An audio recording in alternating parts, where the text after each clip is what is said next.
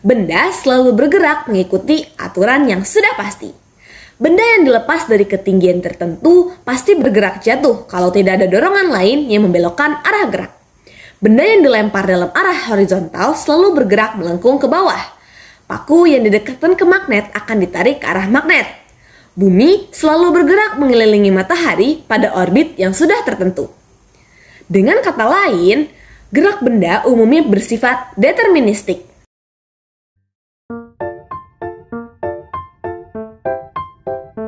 Assalamualaikum warahmatullahi wabarakatuh. Tabi pun. Halo teman-teman, Farluna Najwa Hafiz di sini. Bagaimana kabar kalian semua? Semoga baik-baik saja ya. Hari ini kita akan belajar tentang gaya. Akan tetapi, sebelum kita masuk ke dalam pembelajaran bersama-sama, mari berdoa agar pembelajaran hari ini dapat berguna bagi kita semua. Berdoa, mulai.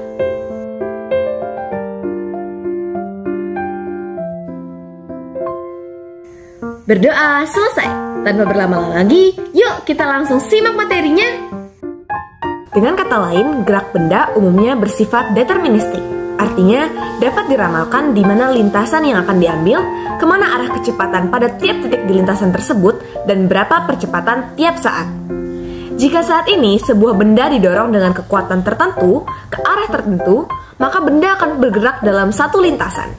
Jika besok benda yang sama didorong dengan kekuatan yang sama dan dalam arah yang sama, maka benda menempuh lintasan yang persis sama dengan lintasan yang kemarin, kecuali ada pengganggu lain yang berpengaruh. Dengan sifat-sifat yang deterministik tersebut, tentu ada hukum yang menjelaskan sifat-sifat gerak benda tersebut. Dengan hukum tersebut, kita dapat memprediksi kemana benda akan bergerak jika diberikan dorongan tertentu. Hukum apakah itu? Newton merumuskan hukum-hukum gerak yang sangat luar biasa. Newton menemukan bahwa semua persoalan gerak di alam semesta dapat diterangkan dengan hanya 3 hukum sederhana. Karya besar Newton termuat dalam bukunya yang sangat termasyhur, Philosophiae Naturalis Principia Mathematica. Pada bab ini, fokus pembahasan kita adalah aplikasi 3 hukum Newton tersebut. Hukum 1 Newton berbunyi, semua benda cenderung mempertahankan keadaannya. Benda yang diam tetap diam, dan benda yang bergerak tetap bergerak dengan kecepatan konstan. Hukum 1 Newton mendefinisikan adanya sifat kelembaman benda, yaitu keberadaan besaran yang dinamai massa. Karena sifat kelembaman ini, maka benda cenderung mempertahankan keadaan geraknya. Keadaan gerak direpresentasikan oleh kecepatan. Jadi, sifat kelembaman mengukur kecenderungan benda mempertahankan kecepatannya. Makin besar kelembaman yang dimiliki benda, maka makin kuat benda mempertahankan sifat kelembamannya. Atau diperlukan pengganggu yang lebih besar untuk mengubah kecepatan benda. Makin besar massa, maka benda makin lembab. Itulah penyebabnya bahwa kita sangat sulit mendorong benda yang memiliki massa lebih besar daripada benda yang memiliki massa yang lebih kecil. Hukum 2 Newton. Hukum 2 Newton menjelaskan perubahan keadaan gerak benda. Hukum ini menyatakan bahwa benda dapat diubah keadaan geraknya jika pada benda bekerja gaya. Gaya yang bekerja berkaitan langsung dengan perubahan keadaan gerak benda. Besarnya perubahan keadaan gerak benda sama dengan gaya yang diberikan kepada benda. Besaran apakah yang didefinisikan sebagai keadaan gerak? Yang paling tepat mendefinisikan keadaan gerak adalah perkalian massa dan kecepatan. Alasan pengambilan definisi ini adalah 1. Makin besar massa, maka makin sulit mengubah keadaan gerak benda. Dan yang kedua, makin besar gaya yang dibutuhkan untuk menghasilkan perubahan kecepatan yang besar pada benda. Dengan demikian, keadaan gerak benda sebanding dengan perkalian massa dan kecepatan. Perkalian massa dan kecepatan kita definisikan sebagai momentum. Akhirnya, secara matematik, hukum 2 Newton dapat ditulis sebagai berikut. Perlu diperhatikan bahwa gaya pada kedua persamaan di atas adalah gaya total. Jika pada benda bekerja sejumlah gaya, maka semua gaya tersebut harus dijumlahkan terlebih dahulu. Gaya total, hasil penjumlahan itulah yang digunakan dalam dua persamaan di atas. Dan dengan menggunakan aturan diferensial sederhana, maka kita dapat menulis sebagai berikut. Hukum 3 Newton. Hukum ini mengungkapkan keberadaan gaya reaksi yang sama besar dengan gaya aksi, tetapi berlawanan arah. Contohnya, jika kamu mendorong dinding dengan tangan, maka pada saat bersamaan, dinding mendorong tanganmu dengan gaya yang sama, tetapi berlawanan arah. Bumi menarik tubuh kita dengan gaya yang sama dengan berat tubuh kita. Maka, pada saat bersamaan, tubuh kita juga menarik bumi dengan gaya yang sama besar, tetapi berlawanan arah. Tetapi harus diingat bahwa gaya aksi dan reaksi bekerja pada benda yang berbeda sehingga saling mentiadakan. Tangan melakukan gaya pada dinding dan dinding melakukan gaya pada tangan.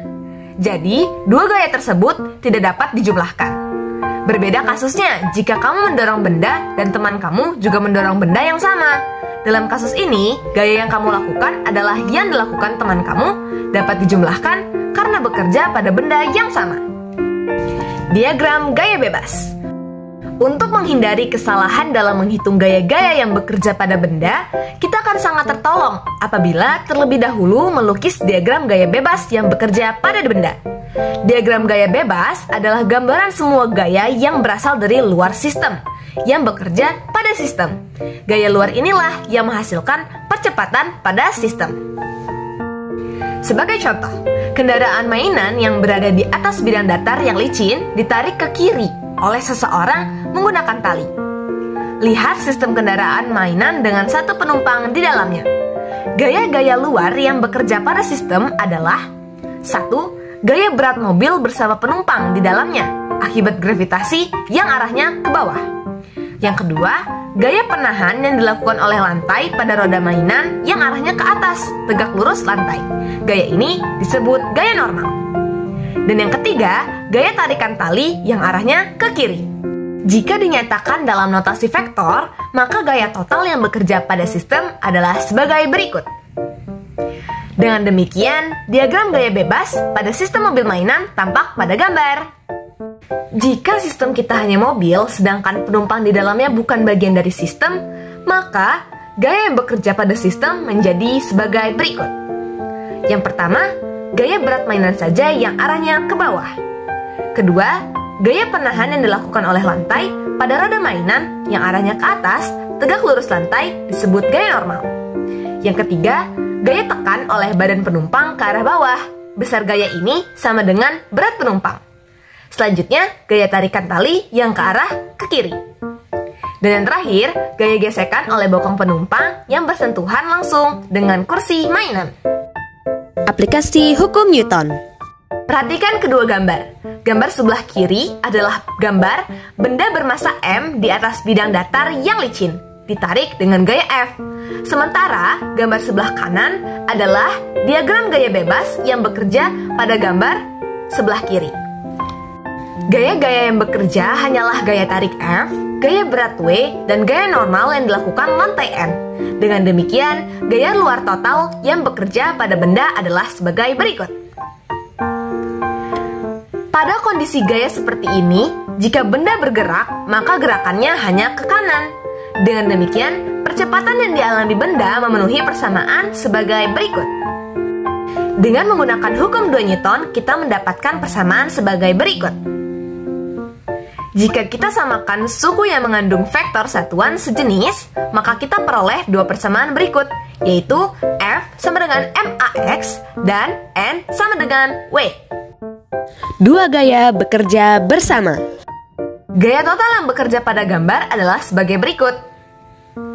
Karena gerakan hanya akan terjadi dalam arah sumbu Y, maka percepatan hanya memiliki komponen arah sumbu X.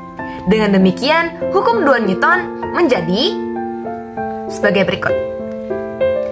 Kembali samakan suku yang mengandung vektor satuan yang sama, maka diperolehlah persamaan F1 tambah F2 sama dengan MAX dan N sama dengan W. Perhatikan kedua tumpuk kaleng di samping. Gaya yang bekerja pada benda di sebelah atas terdiri dari berat benda W1 dan gaya tahan, gaya normal, oleh benda yang berada di bawahnya atau N12. yang berarah ke atas. Gaya yang bekerja pada benda sebelah bawah terdiri dari berat benda W2, gaya tahan oleh lantai N2 yang berarah ke atas, dan gaya tekan dari atas oleh benda yang ada di sebelah atas atau N21. Perhatikan kedua gambar diagram gaya bebas. Benda di sebelah atas tidak bergerak ke atas atau ke bawah, sehingga percepatannya 0. Dengan demikian, N12 sama dengan W1.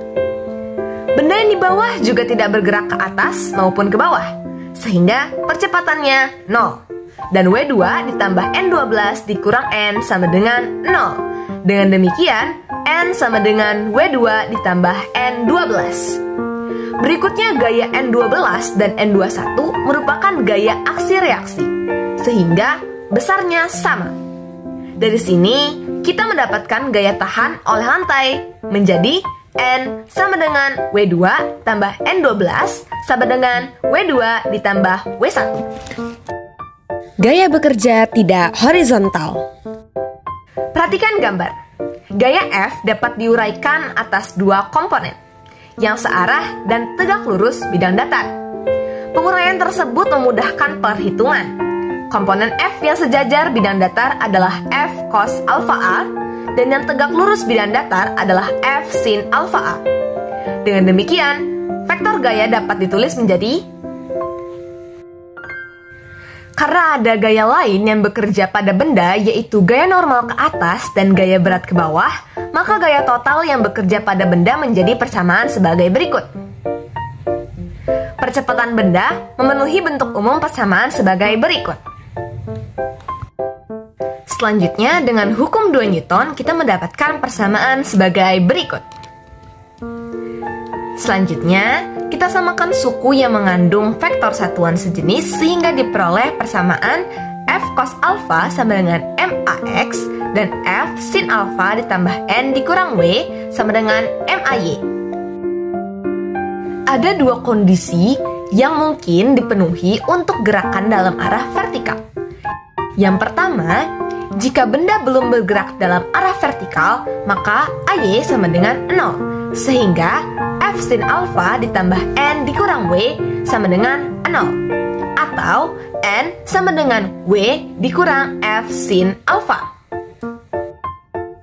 Benda masih akan berada di lantai atau belum bergerak ke atas apabila masih ada gaya topang oleh lantai pada benda. Dengan kata lain, benda masih akan berada di lantai selama gaya normal oleh lantai pada benda ini belum 0. Mula-mula, gaya normal oleh lantai pada benda sama dengan berat benda. Namun, karena adanya komponen vertikal yang dimiliki oleh gaya F, maka benda sedikit terangkat, sehingga gaya normal oleh lantai mengecil. Saat benda tepat akan meninggalkan lantai, maka gaya normal oleh lantai menjadi 0.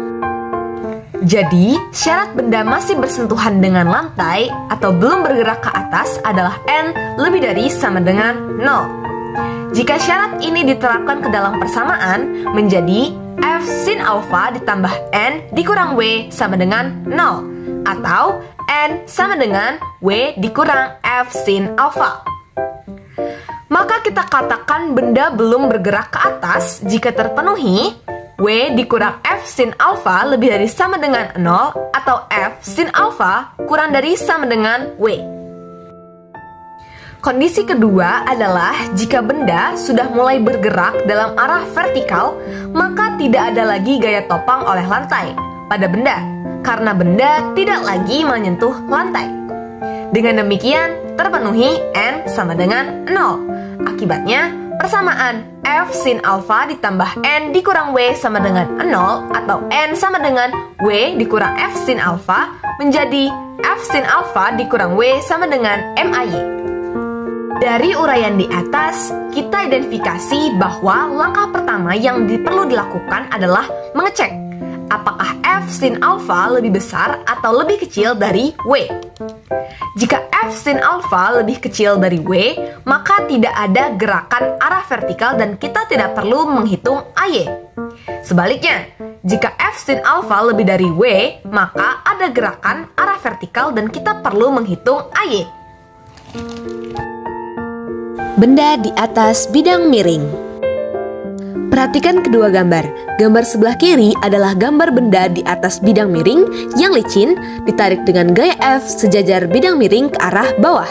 Sementara gambar di sebelah kanan adalah diagram gaya yang bekerja pada benda di sebelah kiri. Kita ambil arah ke bawah yang sejajar bidang miring sebagai arah sumbu X positif dan arah tegak lurus bidang miring ke atas sebagai arah sumbu Y positif. Untuk memudahkan pembahasan, mari kita uraikan gaya W atas komponen gaya yang sejajar bidang miring sebagai W sin alfa dan tegak lurus bidang sebagai W cos alfa. Dengan penggantian tersebut, maka kita dapatkan diagram gaya sebagai berikut. Maka gaya total yang bekerja pada bidang miring adalah sebagai berikut. Percepatan yang dialami benda memenuhi bentuk umum sebagai berikut. Jika kita terapkan hukum 2 Newton, maka kita akan dapatkan rumus sebagai berikut. Selanjutnya kita samakan suku yang mengandung vektor satuan sejenis sehingga diperoleh F tambah W sin alfa sama dengan MAX dan N dikurang W cos alfa sama dengan MAY. Jika kita terapkan hukum 2 Newton, maka kita akan mendapatkan N sama dengan W cos alfa. Gerakan hanya terjadi dalam arah sejajar bidang miring dengan percepatan sehingga diperoleh rumus AX sama dengan F tambah W sin alfa per M. Sebelumnya adalah F yang sejajar bidang, sekarang adalah F yang tidak sejajar dengan bidang. Perhatikan kedua gambar. Gambar sebelah kiri adalah benda di atas bidang miring yang licin ditarik dengan gaya F yang tidak sejajar dengan bidang miring, sementara gambar di sebelah kanan adalah diagram gaya yang bekerja pada benda. Sekarang kita kembali asumsikan bahwa arah sejajar bidang miring ke bawah sejajar dengan sumbu X positif dan arah tegak lurus bidang miring ke atas sejajar dengan sumbu Y positif dengan memperhatikan diagram gaya pada gambar di samping. Berdasarkan gambar, maka gaya total yang bekerja adalah sebagai berikut. Kemudian percepatan yang dialami benda memenuhi bentuk umum sebagai berikut. Jika kita terapkan hukum 2 Newton kepada persamaan di atas, maka kita akan mendapatkan persamaan sebagai berikut. Sekarang kita samakan suku yang mengandung vektor satuan sejenis pada dua sisi persamaan di atas sehingga diperoleh F cos theta ditambah W sin alfa sama dengan MAX dan F sin theta ditambah N dikurang W cos alfa sama dengan MAY. Dari hasil ini kita mendapatkan percepatan benda dalam arah sejajar bidang miring adalah AX sama dengan F cos theta ditambah W sin alfa per M. Untuk gerakan dalam arah tegak lurus bidang miring ada dua kemungkinan. Dari dua kemungkinan tersebut kita dapat mengecek dari gaya normal. Jika gaya normal tidak 0, maka benda masih menempel di bidang miring. Jika gaya normal 0, maka benda sudah bergerak meninggalkan bidang miring. Syarat benda masih menempel di bidang miring adalah AY sama dengan 0 dan N lebih dari sama dengan 0. Syarat AY sama dengan 0 menyebabkan persamaan F sin theta tambah N kurang W cos alfa sama dengan MY dapat ditulis menjadi persamaan F sin theta tambah N kurang W cos alfa sama dengan 0 atau N sama dengan W cos alfa dikurang F sin theta. Dan pertidaksamaan W cos alfa dikurang F sin theta lebih dari sama dengan 0 atau F sin theta kurang dari sama dengan W cos alfa. Syarat bahwa benda sudah bergerak tegak lurus bidang miring adalah gaya normal menjadi 0. Dengan memasukkan gaya normal 0, maka persamaan F sin theta tambah N dikurang W cos alfa sama dengan MAY menjadi F sin theta dikurang W cos alfa sama dengan MAY atau AX sama dengan F sin theta dikurang W cos alfa per M. Tampak dari uraian tadi bahwa langkah awal yang harus kalian lakukan adalah mengecek apakah F sin theta lebih besar atau lebih kecil dari W cos alfa. Jika F sin theta kurang dari W cos alfa, maka langsung gunakan AY sama dengan 0. Jika kondisi sebaliknya yang terjadi, baru kalian menghitung AY. Tegangan tali. Benda bermassa M1, M2, dan M3 dihubungkan dengan tali. Benda M3 ditarik dengan gaya mendatar F. Pada benda, bekerja gaya gravitasi total ke bawah dan gaya normal total ke atas. Dengan demikian, gaya luar yang bekerja pada sistem 3 benda adalah sebagai berikut. Percepatan bersama-sama tiga benda adalah sebagai berikut. Dan dengan menggunakan hukum 2 Newton, kita dapat menulis persamaannya seperti berikut ini. Selanjutnya, kita samakan suku yang mengandung vektor satuan sejenis, sehingga diperoleh F sama dengan dalam kurung M1 tambah M2 tambah M3 dikali AX, dan NT dikurang WT sama dengan dalam kurung M1 tambah M2 tambah M3 dikali AY. Percepatan dalam arah horizontalnya menjadi AX sama dengan F per M1 tambah M2 tambah M3. Gaya tarik F yang berarah horizontal tidak menyebabkan benda bergerak dalam arah vertikal.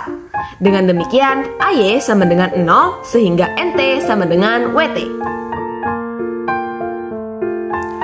Tegangan tali yang menghubungkan benda M1 dan M2 berbeda dengan tegangan tali yang menghubungkan benda M2 dan M3. Coba selidiki benda M1. Gaya mendatar yang bekerja pada benda ini hanya tegangan tali yang menghubungkannya dengan M2. Diagram gaya yang bekerja pada benda M1 dilukiskan pada gambar di atas. Berdasarkan diagram gaya tersebut, vektor gaya luar yang bekerja pada benda M1 bisa dilihat ya. Percepatan benda M1 persis sama dengan percepatan total benda karena tali tidak putus dan tidak mengalami perubahan panjang. Jadi, percepatan benda ini adalah sebagai berikut. Dan benda ini pun tidak mengalami gerakan dalam arah vertikal. Benda ini pun tidak mengalami gerakan dalam arah vertikal. Massa sistem di sini hanya M1. Dengan demikian, hukum 2 Newton untuk sistem ini dapat ditulis sebagai berikut, yang menghasilkan persamaan lagi sebagai berikut. Untuk menentukan tegangan tali yang menghubungkan benda M2 dan M3, coba kita pilih sistem benda M3. Gaya mendatar yang bekerja pada benda ini adalah tegangan tali T2 yang arahnya ke kiri dan gaya tarik F yang arahnya ke kanan. Di samping itu ada gaya normal N3 ke atas dan gaya berat W3 ke bawah. Diagram gayanya bisa dilihat pada gambar ya. Dengan diagram tersebut, maka vektor gaya total yang bekerja pada benda M3 adalah sebagai berikut. Percepatan benda M3 persis sama dengan percepatan total benda, di mana tidak ada gerakan dalam arah vertikal. Massa sistem di sini hanyalah M3. Dengan demikian, hukum 2 Newton menghasilkan persamaan di bawah ini, yang akan menghasilkan F kurang T2 sama dengan M3A atau T2 sama dengan F dikurang M3A dan N3 sama dengan W3. Pesawat Atwood. Tahukah kamu bahwa sejak zaman dulu, pesawat Atwood sering digunakan untuk mendemonstrasikan gerak lurus dengan kecepatan konstan, gerak lurus dengan percepatan konstan, dan gerak lurus dengan kecepatan dan percepatan yang dapat diatur. Alat ini digunakan ketika teknik pengukuran belum terlalu canggih, sehingga ketika ingin mengukur gerak benda, kita harapkan benda bergerak lambat. Namun dengan peralatan yang modern saat ini, benda yang bergerak cepat pun dapat diukur dengan teliti baik posisi, kecepatan, maupun percepatannya. Walaupun demikian, kita akan tetap membahas alat ini untuk lebih memahami konsep gaya. Besarnya percepatan dan kecepatan yang dihasilkan bergantung pada massa beban yang digantung pada dua sisi tali. Jika ingin mendapatkan gerakan yang lambat, maka massa beban harus memiliki selisih yang sangat kecil. Jadi, dengan mengatur selisih massa beban, maka kita dapat mengatur cepat atau lambatnya gerakan beban. Pada alat ini, biasanya disediakan sejumlah beban, sehingga kita dapat mengatur massa beban yang digantung pada masing-masing sisi. Benda M1 dan M2 dihubungkan dengan tali melalui sebuah katrol. Massa tali biasanya sangat kecil dibandingkan dengan massa dua benda, sehingga massa tali dapat diabaikan atau tali dianggap tidak bermassa. Jika massa katrol juga sangat kecil dibandingkan dengan massa dua benda, maka katrol juga dapat dianggap tak bermassa. Untuk menganalisis gerakan dua benda, mari kita misalkan tegangan tali T. Kita juga mengasumsikan bahwa M1 lebih besar dari M2. Dengan asumsi ini, maka benda M1 bergerak ke bawah dan benda M2 bergerak ke atas. Diagram gaya yang bekerja pada masing-masing benda tampak pada gambar. Karena dihubungkan dengan tali, maka percepatan dua benda sama. Dengan mengamati diagram gaya pada gambar, kita mendapatkan gaya total yang bekerja pada masing-masing beban adalah sebagai berikut. Benda M1 bergerak ke bawah dan benda M2 bergerak ke atas dengan besar percepatan yang sama. Dengan menggunakan hukum 2 Newton, kita akan memperoleh persamaan sebagai berikut. Dan dari dua persamaan di atas, kita akan mendapatkan persamaan lagi, yaitu M1 dikurang T sama dengan M1A, dan T dikurang W2 sama dengan M2A. Selanjutnya, jumlahkan persamaan yang di atas, sehingga diperolehlah W1 dikurang W2 sama dengan dalam kurung M1 tambah M2 dikali A. Atau A sama dengan W1 dikurang W2 per M1 tambah M2 sama dengan M1G dikurang M2G per M1 tambah M2. Sehingga M1 dikurang M2 per M1 tambah M2 dikali G. Nah, tampak dari persamaan di atas bahwa percepatan benda makin kecil jika selisih massa dua beban makin kecil. Dengan demikian, kita dapat menghasilkan percepatan yang diinginkan dengan memilih massa dua benda yang sesuai. Untuk apa sih memahami alat Atwood? Alat Atwood ini dapat digunakan untuk mempelajari gerak lurus dengan bermacam-macam percepatan. Hanya dengan mengubah-ubah selisih massa dua benda, maka kita dapat mengubah-ubah percepatan gerak. Ini adalah metode sederhana yang sangat luar biasa dan sangat mudah untuk mengkaji gerak lurus berubah beraturan. Gaya gesekan. Kalau kita letakkan balok di atas meja dan kita dorong dalam arah sejajar dengan permukaan meja, kita akan amati fenomena sebagai berikut. Yang pertama, jika gaya dorongan yang diberikan tidak terlalu besar, maka benda belum bergerak. Yang kedua, jika gaya diperbesar terus, maka ada nilai gaya tertentu yang harus dicapai agar benda tersebut mulai bergerak. Tidak bergeraknya benda meskipun diberikan gaya dorong menandakan bahwa resultan gaya yang bekerja pada benda 0. Jadi, di samping gaya dorong yang kita berikan, ada gaya lain yang bekerja pada benda yang besarnya sama dengan gaya yang kita berikan, tetapi berlawanan arah. Gaya apakah itu? Tidak lain daripada gaya gesekan antara permukaan benda dengan permukaan bidang. Arah gaya gesekan menyinggung dua permukaan yang bersentuhan atau tegak lurus garis normal dua permukaan yang bersentuhan. Misalkan benda ditarik dengan gaya tertentu, dan pada permukaan sentuh benda dengan lantai ada data gesekan tertentu, seperti yang diilustrasikan pada gambar. Dengan demikian, gaya total yang bekerja pada benda setelah menambahkan gaya normal dan berat adalah sebagai berikut.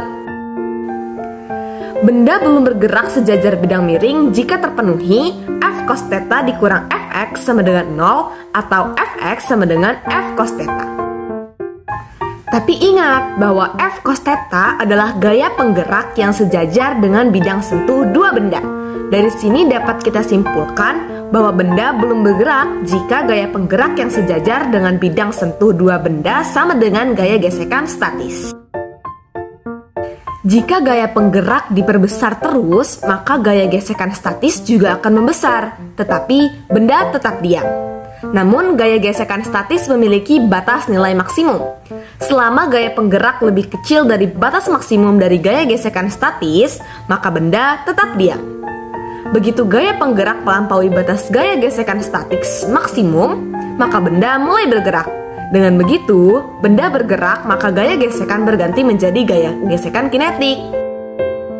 Gaya di samping adalah ilustrasi perubahan gaya gesekan sebagai fungsi gaya penggerak dalam arah sejajar bidang sentuh. Mula-mula gaya gesekan berupa gaya gesekan statis yang naik sebagai fungsi linier dari gaya penggerak yang searah bidang sentuh. Sifat linier tersebut terjadi hingga suatu nilai maksimum, yaitu Fs max. Begitu melebihi Fs max, maka gaya gesekan otomatis berubah menjadi gaya gesekan kinetik dan benda bergerak. Berapakah besar nilai gaya gesekan statis maksimum? Berdasarkan sejumlah percobaan, besarnya gaya gesekan statis maksimum memenuhi persamaan Fs max sama dengan μsn. Dengan n adalah gaya normal oleh bidang pada benda dan μs adalah konstanta yang bergantung pada sifat permukaan dua benda yang melakukan kontak. μs dinamai koefisien gesekan statis. Secara umum, nilai koefisien gesekan statis lebih kecil daripada 1. Ini menunjukkan bahwa gaya gesekan statis maksimum umumnya lebih kecil daripada gaya normal. Hanya sedikit material yang memiliki koefisien gesekan statis lebih besar daripada 1, bahkan jauhnya di atas 1. Berikut adalah sejumlah nilai koefisien gesekan statis di sejumlah permukaan yang bersentuhan. Perlu diingat bahwa gaya gesekan statis maksimum bukanlah gaya gesekan statis yang sedang bekerja pada benda. Besarnya gaya gesekan statis yang bekerja pada benda memenuhi persamaan F cos theta dikurang Fs sama dengan 0 atau Fs sama dengan F cos theta, dan selalu lebih kecil daripada gaya gesekan statis maksimum. Gaya gesekan statis maksimum hanyalah nilai kritis atau nilai batas yang menyatakan nilai terbesar gaya gesekan statis yang dimiliki benda. Gaya gesekan statis maksimum juga menjadi kriteria untuk menyimpulkan apakah gaya penggerak yang diberikan telah sanggup menggerakkan benda atau tidak. Jika gaya penggerak melebihi nilai kriteria tersebut atau melebihi gaya gesekan statis maksimum, maka benda sudah bergerak. Namun, jika gaya penggerak masih lebih kecil dari nilai kriteria tersebut, maka benda masih diam. Dan pada saat benda masih diam, maka besar gaya gesekan statis sama dengan besar gaya penggerak yang arahnya sejajar dengan bidang sentuh dua benda. Ketika benda sudah bergerak, maka gaya gesekan berubah menjadi gaya gesekan kinetik. Untuk gerak yang lambat atau lajunya cukup kecil, gaya gesekan kinetik hanya memiliki satu nilai, tidak bergantung pada kecepatan relatif antara dua permukaan yang melakukan kontak.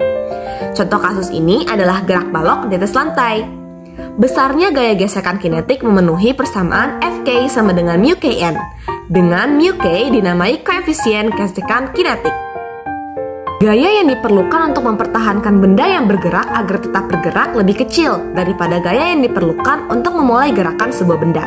Inilah penyebabnya mengapa saat memulai mengayuh sepeda, kalian merasa berat daripada mempertahankan sepeda tetap bergerak. Ini juga yang menjadi penyebab mengapa kendaraan ketika mulai bergerak harus menggunakan gigi rendah dengan gaya besar, sedangkan setelah bergerak cukup dengan gigi tinggi yang bergaya kecil. Sifat di atas menghasilkan ketidaksamaan berikut. Fk lebih kecil dari Fs max atau mu Kn lebih kecil dari mu Sn yang menghasilkan mu K lebih kecil dari mu S.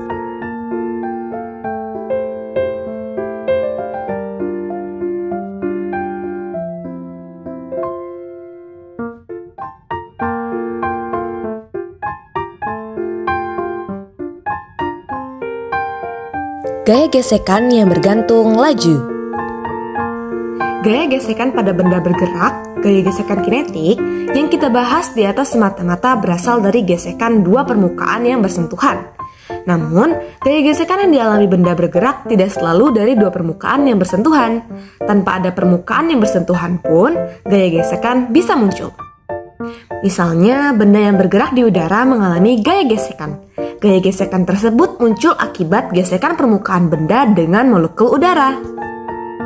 Benda yang bergerak dalam air juga mengalami gaya gesekan akibat tumbukan permukaan benda dengan molekul air.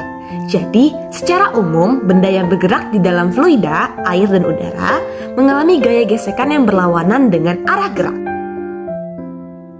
Besar gaya gesek pada benda yang bergerak dalam fluida memenuhi persamaan umum sebagai berikut dengan keterangan sebagai berikut. Gaya gesekan yang diberikan oleh persamaan sebelumnya berperan besar dalam desain alat transportasi. Sebagai contoh, mengapa bentuk bagian depan mobil tampak seperti yang ada sekarang? Tampak pipi di bagian depan dengan kemiringan dari depan ke belakang di sisi atas. Mengapa bentuk depan mobil tidak seperti kotak saja, yaitu vertikal ke atas? Mengapa kemiringan dibuat di sisi atas, bukan di sisi bawah? Jawabannya adalah bagian depan mobil dirancang sedemikian rupa sehingga dihasilkan gaya gesekan dengan udara sekecil mungkin. Namun, mobil tetap stabil jika bergerak pada kecepatan tinggi. Bentuk yang pipi di depan dimaksudkan untuk mengurangi gaya gesekan oleh udara. Gaya gesekan yang kecil menyebabkan penghematan penggunaan bahan bakar. Bentuk yang miring dari depan ke belakang di sisi atas dimaksudkan untuk menghasilkan gaya tekan ke bawah oleh udara. Gaya tekan tersebut makin besar jika kecepatan mobil makin besar. Oleh karena itu, mobil tetap stabil. Gaya gesekan antara roda dengan jalan. Dalam pembahasan tentang gesekan antara roda dengan jalan, seringkali diambil koefisien gesekan bernilai konstan. Namun kenyataannya koefisien gesekan antara roda dan jalan tidak selalu konstan, tetapi bergantung pada laju, seperti yang dibahas oleh J.D. Edmonds Jr. Disimpulkan bahwa koefisien gesekan dapat didekati dengan rumus sebagai berikut. Dengan V dalam mph atau mil per jam. Desain bagian depan mobil menentukan nilai konstansa CD. Mobil penumpang, bus, dan mobil balap memiliki nilai CD yang berbeda. Mobil balap memiliki nilai CD yang paling kecil. Mobil akan mudah mencapai kecepatan yang tinggi dan hemat bahan bakar jika memiliki nilai CD yang kecil. Koefisien hambatan sejumlah mobil yang diproduksi hingga saat ini berkisar antara 0,24 sampai 0,40. Tabel ini adalah daftar nilai koefisien hambatan sejumlah mobil yang telah diproduksi. Data yang diberikan biasanya bukan nilai koefisien hambatan itu sendiri, tetapi perkalian koefisien hambatan dengan luas penampang efektif mobil, yaitu CDA. Persamaan sebelumnya telah dibuktikan secara eksperimen untuk jangkauan kecepatan antara 5 mph sampai dengan 80 mph. Gambar di bawah ini memperlihatkan nilai koefisien gesekan kinetik sebagai fungsi laju pada jangkauan laju antara 5 sampai dengan 80 mph. Apa hubungan kestabilan mobil dengan kemiringan bagian depan di sisi sebelah atas? Ketika mobil bergerak, maka udara di bagian depan mobil dibelokkan ke atas.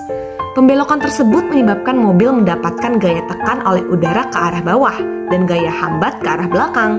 Komponen arah vertikal ke bawah inilah yang menyebabkan mobil makin kuat mencengkram jalan, sehingga mobil tetap stabil atau sulit untuk tergelincir atau terlempar. Bayangkan kalau mobil miring di sisi bawah, udara di depan mobil membelok ke bawah. Akibatnya, mobil mendapat gaya angkat oleh udara. Makin cepat gerak mobil, maka makin kuat gaya angkat. Ini dapat menyebabkan mobil terbang dan terlempar. Gaya angkat pada pesawat. Apa yang menyebabkan pesawat yang berlari di landasan bisa terbang saat lepas landas? Padahal saat itu kecepatan pesawat di landasan belum terlalu besar. Kecepatan pesawat di landasan saat akan lepas landas sekitar 150 knots atau 280 km per jam. Sedangkan saat terbang di posisi tertinggi atau sedang cruising, kecepatan pesawat antara 800 sampai 900 km per jam. Bahkan ada pesawat yang mencapai kecepatan mendekati 1000 km per jam. Jawabannya adalah karena ada gaya angkat udara pada sayap dan bagian bawah bodi pesawat. Saat akan meninggalkan landasan, posisi pesawat agak miring. Sudut kemiringan standar saat pesawat lepas landas adalah 10 derajat. Bagian depan sedikit menghadap ke atas. Udara mengalir dari depan, yang sebenarnya udara diam namun pesawat yang bergerak ke depan. Membelok ke arah bawah akibat pemantulan oleh sayap pesawat dan bagian bawah bodi. Udara yang membelok ke bawah menghasilkan gaya angkat ke atas, sehingga pesawat perlahan-lahan bergerak naik. Kalian dapat mendemonstrasikan peristiwa serupa dengan menggunakan pesawat dari kertas.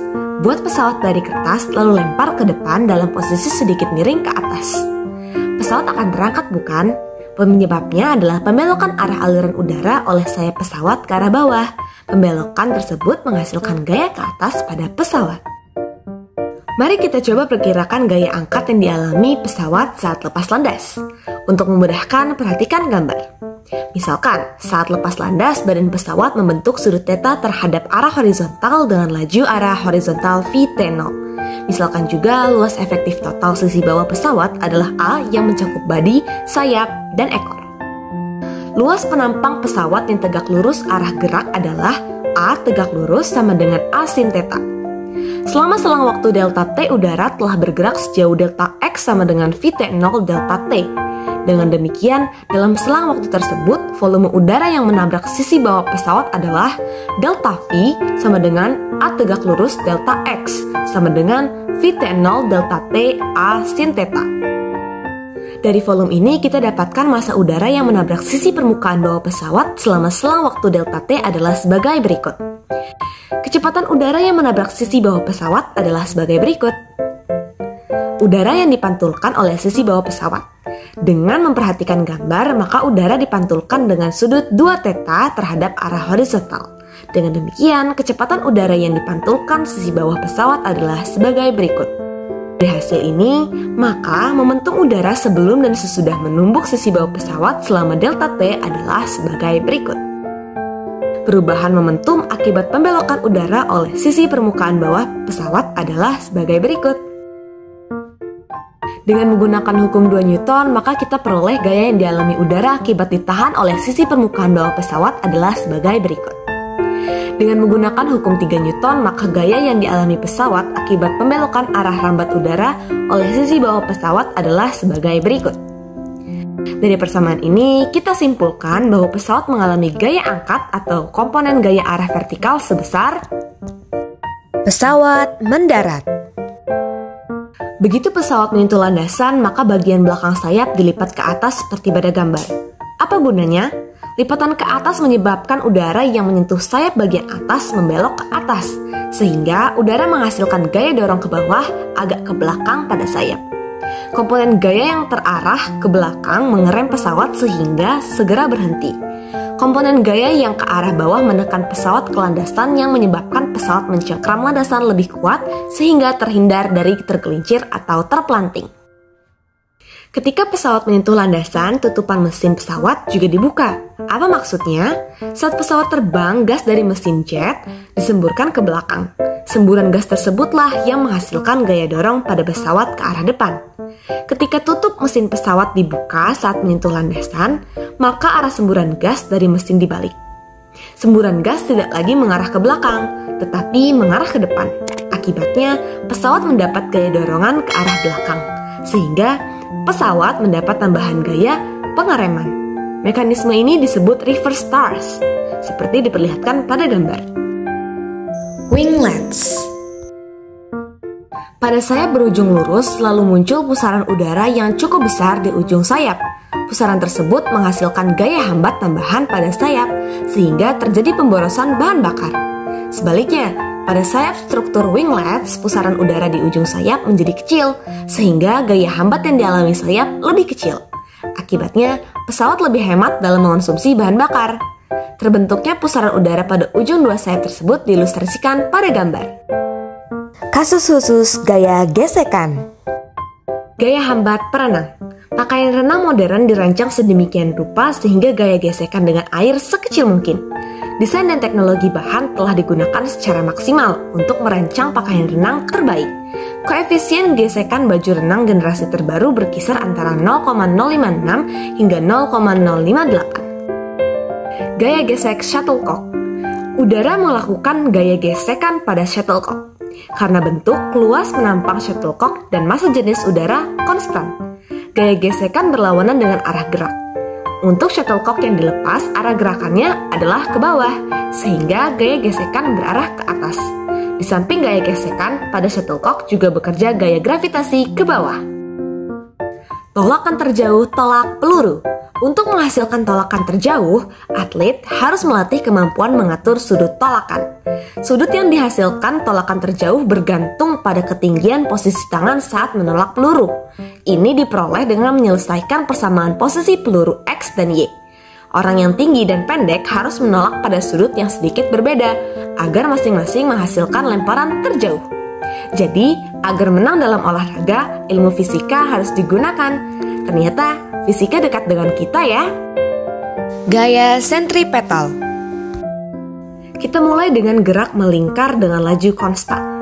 Walaupun laju pada gerak melingkar konstan, tetapi tidak demikian dengan kecepatan. Arah kecepatan selalu menyinggung lintasan sehingga selalu berubah-ubah setiap kali terjadi perubahan posisi benda. Perubahan kecepatan hanya mungkin terjadi jika ada percepatan. Jadi, selama benda bergerak melingkar beraturan, pada benda selalu ada percepatan. Percepatan tersebut hanya mengubah arah benda, tanpa mengubah lajunya. Perubahan kecepatan yang demikian hanya mungkin jika arah percepatan selalu tegak lurus arah kecepatan benda. Ini berarti arah percepatan selalu searah jari-jari ke arah pusat lingkaran. Dari mana percepatan ini muncul? Tentu dari gaya yang berarah ke pusat lingkaran. Contohnya, satelit yang mengelilingi bumi. Percepatan ke pusatnya dihasilkan oleh gaya gravitasi. Lalu ada elektron yang mengelilingi inti. Percepatan ke pusatnya dihasilkan oleh gaya Coulomb. Jika gaya yang bekerja pada benda bermassa m adalah Fc, maka besar percepatan ke pusat memenuhi persamaan AC sama dengan Fc per m. Dari persamaan di atas, tampak bahwa besarnya percepatan ke pusat dapat ditentukan dari informasi tentang gaya. Tetapi, kita tidak selalu bisa mengukur gaya tersebut secara langsung. Adakah cara lain menentukan besarnya percepatan ke pusat tanpa perlu mengetahui gaya? Jawabannya, ada. Mula-mula benda berada di titik A. Jika tidak ada percepatan ke arah pusat AC, maka setelah selang waktu delta T, benda akan berada di titik B dengan menempuh jarak sejauh V delta T. Tetapi, karena adanya percepatan ke arah pusat, maka benda dari titik B ditarik ke titik C sehingga tepat berada kembali di keliling lingkaran. Besarnya perpindahan selama delta T akibat adanya percepatan ke arah pusat AC adalah sebagai berikut. Dengan demikian, jarak titik pusat lingkaran ke titik C menjadi sebagai berikut. Segitiga OAB adalah segitiga siku-siku. Dengan menggunakan teorema Pythagoras, kita mendapatkan persamaan di bawah ini. Kita ambil selang waktu yang mendekati 0 sehingga suku kedua di ruas kiri dapat diabaikan. Akhirnya, kita mendapatkan persamaan RAC sama dengan V kuadrat. Ini berarti percepatan ke arah pusat memenuhi persamaan AC sama dengan V kuadrat per R yang merupakan percepatan sentripetal. Dan gaya yang dialami benda ke arah pusat memenuhi persamaan F sama dengan M dikali V kuadrat per R yang merupakan rumus gaya sentripetal. Jika kecepatan terlalu tinggi, maka kendaraan dapat terlempar keluar dari jalan. Selama melewati lintasan jalan menikung atau berbentuk lingkaran, kendaraan memiliki percepatan sentripetal akibat gesekan antara roda kendaraan dan jalan raya. Jika Fs adalah gaya gesekan, maka selama berada pada lintasan, laju kendaraan harus memenuhi V sama dengan akar Fsr per M. Dengan R adalah jari-jari kelengkungan jalan raya dan M adalah massa kendaraan. Gaya gesekan memiliki nilai maksimum. Nilai tersebut kita sebut gaya gesekan maksimum yang disimbolkan dengan Fs max. Nilai gaya gesekan yang dialami kendaraan memenuhi Fs kurang dari sama dengan Fs max. Masukkan ketidaksamaan ini ke dalam persamaan sebelumnya. Maka kita peroleh bahwa laju kendaraan agar tetap berada pada lintasan lingkaran harus memenuhi persamaan F kurang dari sama dengan akar Fs max R per M. Demikian ada laju maksimum yang diizinkan agar kendaraan tetap berada pada lintasan. Laju maksimum tersebut adalah Vmax sama dengan akar Fs max R per M. Tekanan. Dua persamaan, maka kita peroleh persamaan tekanan berikut ini, yaitu P sama dengan F per A. Dengan F adalah gaya tekan atau N, A adalah luas penampang kontak atau M kuadrat, dan P adalah tekanan. Satuan tekanan adalah N per M kuadrat yang didefinisikan sebagai PA atau Pascal. Pisau tajam, ujung jarum, atau mata tombak memiliki luas penampang kontak yang sangat kecil sehingga tekanan yang dihasilkan sangat besar. Tekanan tersebutlah yang menentukan kemudahan memotong atau menusuk benda. Tekanan oleh zat padat. 1. Pondasi cakar ayam. Karya Profesor Dr. Sediatmo yang digunakan untuk membangun pondasi di atas tanah lembek. 2. Mobil off-road dengan lebar penampang ban yang luas untuk berjalan di luar jalan aspal. 3. Kasur yang empuk yang akan mengikuti bentuk tubuh kita, tidak seperti lantai yang hanya menyentuh ujung-ujung tubuh kita yang menonjol. Fenomena gaya di sekitar. 1. Tabrakan beruntun. 2. Membuat gunung pasir. Terakhir, cicak menempel di dinding. Contoh-contoh soal. Penerjun payung sedang meluncur ke bawah dengan percepatan 1,5 meter per second kuadrat.